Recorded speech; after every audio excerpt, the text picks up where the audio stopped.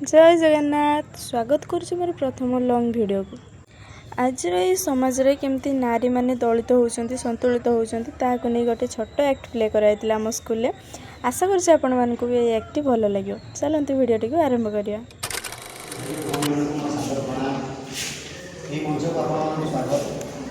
आज आम सब ये उपस्थित अच्छे बहुत सुंदर कहानी को लेकर उपस्थित अच्छे आम सामने प्रस्तावित कर कहानी आज आमर 21तम शताब्दी भी अनेक घर अच्छी जोटी पुओ मान स्वप्न को प्राधान्य दिया मात्र झील मान स्वप्न को घर चारिकांत भितर बंद कर रखा यही किसी कहानी को नहीं आमर ये नाटक या कहानी मुख्य चरित्र अच्छा बाबा चरित्र होती रमेश बाबू रत्नागिरी सुमित्रा देवी ये होती रमेश बाबू माँ रमा देवी झील रमेश बाबू झील रिया रमेश बाबू रोहन ये कहानी से परिवार किसी दृश्य देखी जाती आरंभ कर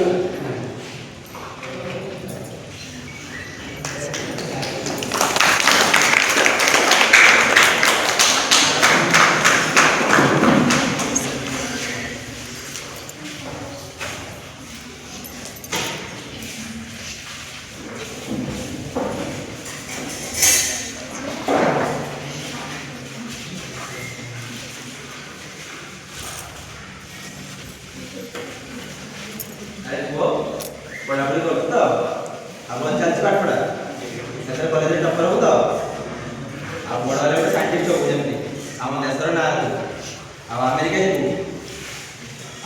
जमी भल पाठ पढ़ू पैसा बाप अच्छे जिते जहाँ दरकार सब पढ़ापढ़ी कर पढ़ पढ़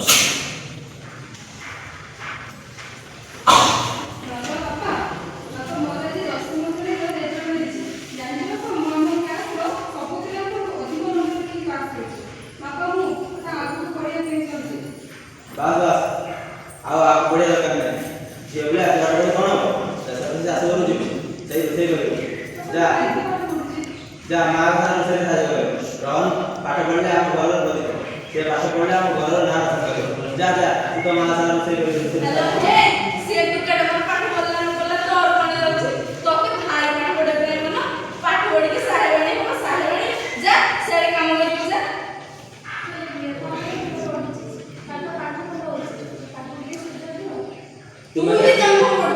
तुम्हें सिंदूर बेसिस बुद्धि शिखा जा से पाठ पढ़ू पुआटा ताना के बादाम क्षीर आनी से पाठ पढ़ो जा जा चल दिया माँ सारा जा जा परिवार दृश्य देखिलु बापा जी अच्छा रमेश बाबू कौन चिंताधारा ठीक अच्छे से कौन दुई जन सारा सामान देखुं देखुं कि ना अच्छा कौन बोले से दुई जन सारा सामान देखिए एमती गोटे परिवार एक्चुअली करवा कथा कि कथा नुहे हाँ कि नहीं जदि तुम्हें जगह था कौन कर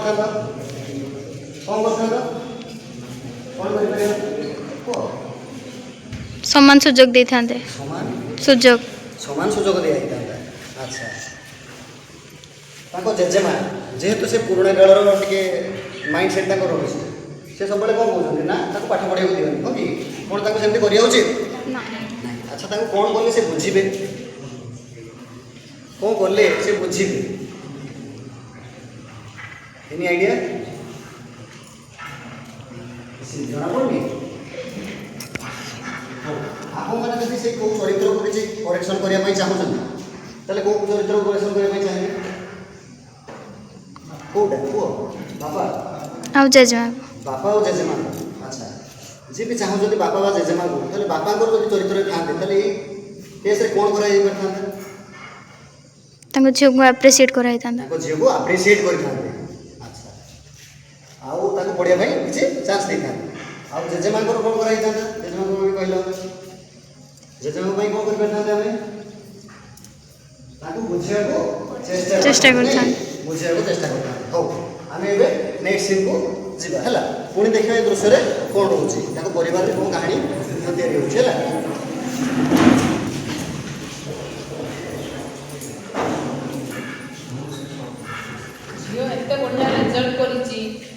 ତା ପାଇଁ ମିଠା ବଣ୍ଟା ହେଇନଥିଲା। ଘରେ ସମସ୍ତେ ମିଠା ଖାଇଥାନ୍ତେ, ତା ସହିତ ସାହି ପଡ଼ିଶାରେ ପୁଣି ମିଠା ବି ବଣ୍ଟା ହେଇଥାନ୍ତା। ଏବେ ଆମେ ନେକ୍ସଟ ସିନ୍କୁ ଦେଖିବା ହେଲା। ପରିବାରରେ ବାପା ବସୁଛନ୍ତି, ଝିଅ ବସିଛି, ଆଉ ବାପାଙ୍କ ସାଇଡ଼ରେ ତାଙ୍କ ମା ମାନେ ଜମା କରି ବସୁଛି।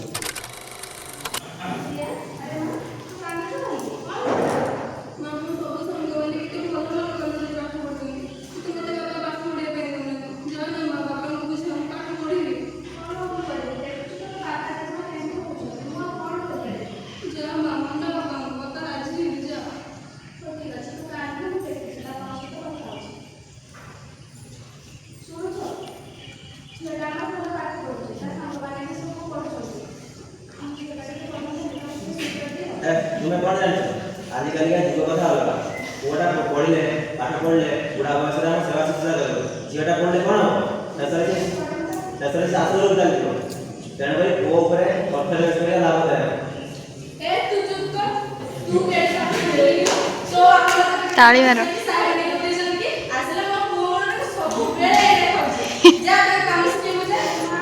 जस्ना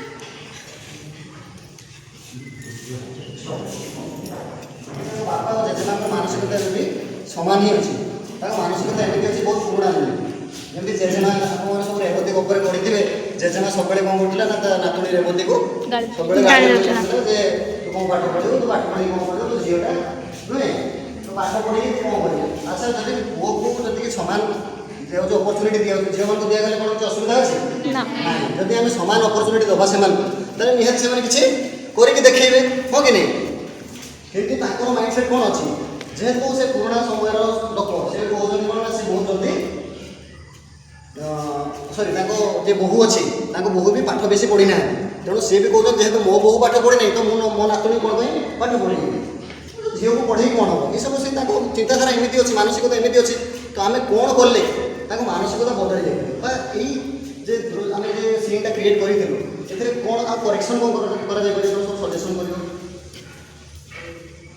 କ'ଣ ଆଉ କିଛି ସଜେସନ୍ କିଛି ନାହିଁ?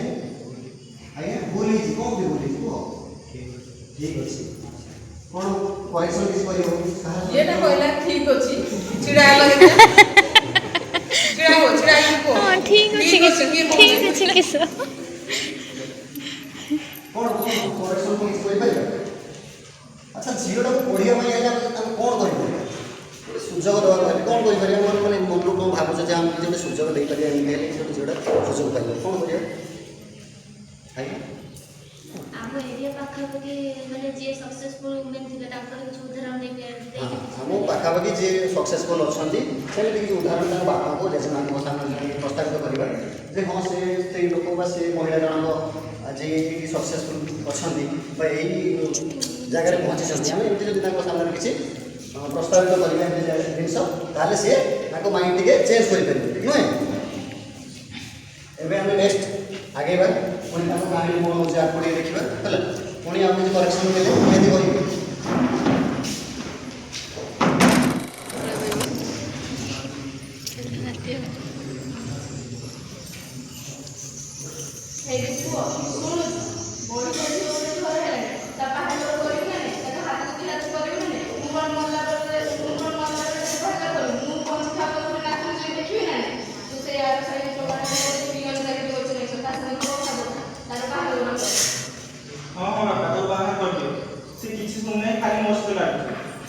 ଭଲ କଥାରେ କହିଛ ଦେଖୁଛୁ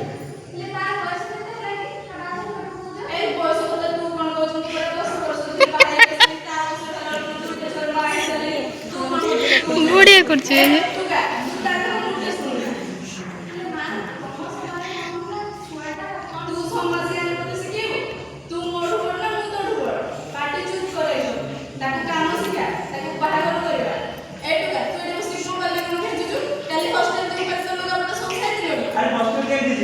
ତାକୁ କହିବି ଆଇରନ୍ କରିଛି ସେ ଆଇରନ୍ ହିଁ କରୁଛି ପୁରା ବି ସେଗୁଡା ଆଖିକୁ ଦେଖା ଯାଉନି ହେ ତାକୁ ଶିଖା ହେ ଲଇ ଛାଡିକି ଏଆଡେ ଆଇଲୁ ତୁ ଜାଣିଛୁ ନା ନାଇଁ କେହି ହଷ୍ଟେଲ ଯିବ ତେଣୁ କପଡା ସଫା କରୁନି ଯା ସବୁ ସଜାଡିକି ରଖିବୁ ଯେ କେହି ହଷ୍ଟେଲ ଯିବ ଯା ଯା ଯା ଯା ମାନେ ସେ ନକରି ସମସ୍ତେ କରିବା ଦରକାର ନାହିଁ ତାକୁ କରିବାକୁ ତୁମର ବାସନ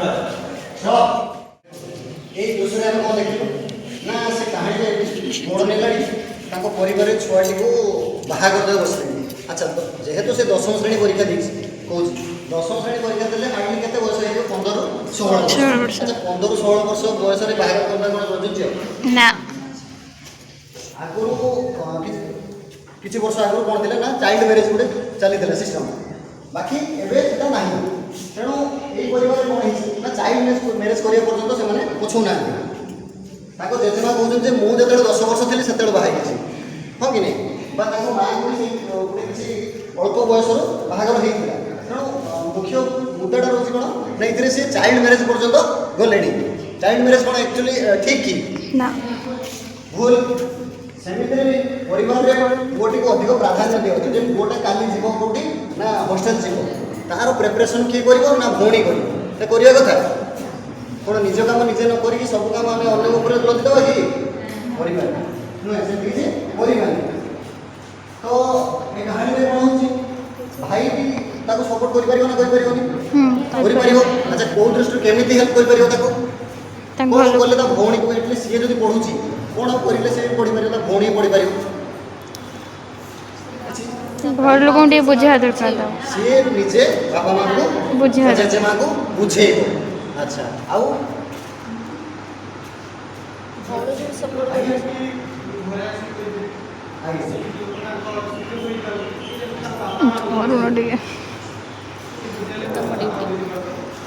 ସେ କହୁଛନ୍ତି କି ଯଦି ସିଏ ଆଉ କାହା ଥ୍ରୋରୁ ମାନେ ଯେମିତି ତାଙ୍କ ଶିକ୍ଷକ ଯେହେତୁ ତାଙ୍କ ବିଦ୍ୟାଳୟର ଝିଅଟି ପାଠ ପଢ଼ିକି ଆସିଛି, ଭଲ ପାଠ ପଢ଼ିଛି, ତେଣୁ ତାଙ୍କ ଶିକ୍ଷକ ଯଦି ଆସି ବାପା ଜେଜେମାଆଙ୍କୁ ବୁଝାନ୍ତି ତାହେଲେ ସେଇ କେସ୍ରେ ବି ହୁଏତ ସେମାନେ ବୁଝିବେ।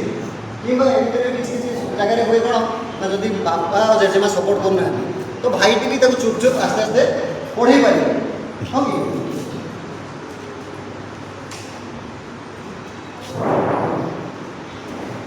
ଏବେ ଆମେ ଦେଖିବା ନେକ୍ସଟ ସିନ୍ରେ କ'ଣ ହେଉଛି ତାଙ୍କ ଫ୍ୟାମିଲିରେ, ନେକ୍ସଟ ସିନ୍ରେ କ'ଣ ହେଉଛି।